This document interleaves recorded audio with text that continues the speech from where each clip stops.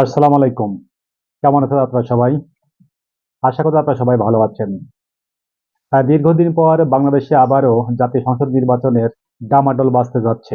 আপনারা জানেন ২০২৬ সালের ফেব্রুয়ারির মাঝামাঝি বর্তমান অন্তর্বর্তীকালীন সরকার তারা কিন্তু নির্বাচনের একটা রোডম্যাপ ঘোষণা করেছেন। এই নির্বাচনকে কেন্দ্র করে বিভিন্ন রাজনৈতিক দল তারা রাজনীতির কৌশল এবং প্রার্থীদের মনোনয়নের ক্ষেত্রে তারা কিন্তু এগিয়ে যাচ্ছেন।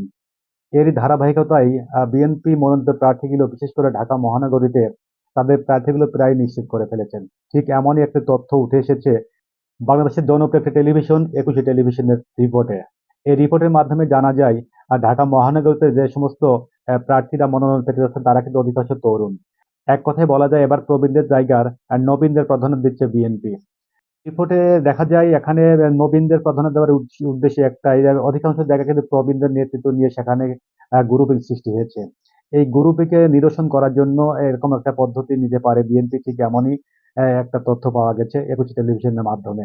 রিপোর্টে আরো জানা যায় ঢাকা মহানগরের যে সমস্ত প্রার্থীরা মনোনয়ন পেতে যাচ্ছেন বিএনপির দলীয় প্রার্থী ছাড়াও সেখানে কিন্তু জোটের বা বিভিন্ন দল থেকে অর্থাৎ জোটের মনোনীত প্রার্থীগুলো ঢাকা থেকে মনোনয়ন দেওয়া হতে পারে এবং অনেকটা নিশ্চিত করে বলা যাচ্ছে যে বিএনপি তাদের যে আসনগুলো ঢাকা মহানগর জোটের প্রার্থীদের ছেড়ে দিতে যাচ্ছে। তাদের মধ্যে অন্যতম আছেন জাতীয় পার্টির অর্থাৎ বিজেপির চেয়ারম্যান আমদালিব রহমান পার্থ। আপনার উনি কিন্তু বেশ আলোচিত একজন মুখ রাজনৈতিক ক্ষেত্রে বাংলাদেশের।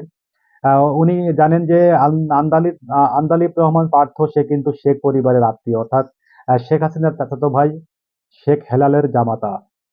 এছাড়াও আছেন আপনারা জানেন যে বাংলাদেশের বিখ্যাত একজন ব্যক্তি পরিচিত এবং আ মুসা বিন শমসেরের নাম আপনারা অনেকেই জেনেছেন যে উনি অগাধ টাকা পয়সার মালিক।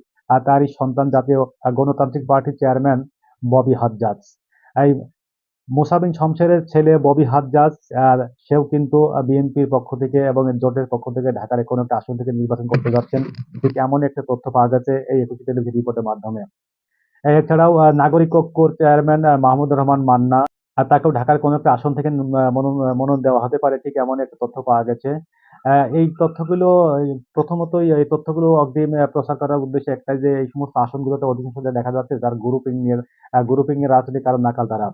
এই গ্রুপকে নিরসন করার জন্য প্রবীণ রাজনীতিবিদদের বাদ দিয়ে জোটের মনোনয়ন প্রার্থী দেওয়া ছাড়াও এখানে নবীনদের প্রাধান্য দেওয়া হচ্ছে।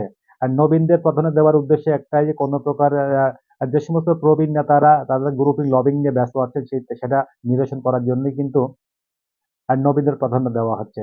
যাক সবাই ভালো থাকবেন। দেখা যাক আগামী নির্বাচনে বিএনপির মনোনয়ন নিয়ে কতটা চমক থাকে এটা দেখার বিষয়। সবাই ভালো থাকবেন। আসসালামু আলাইকুম ওয়া রাহমাতুল্লাহ।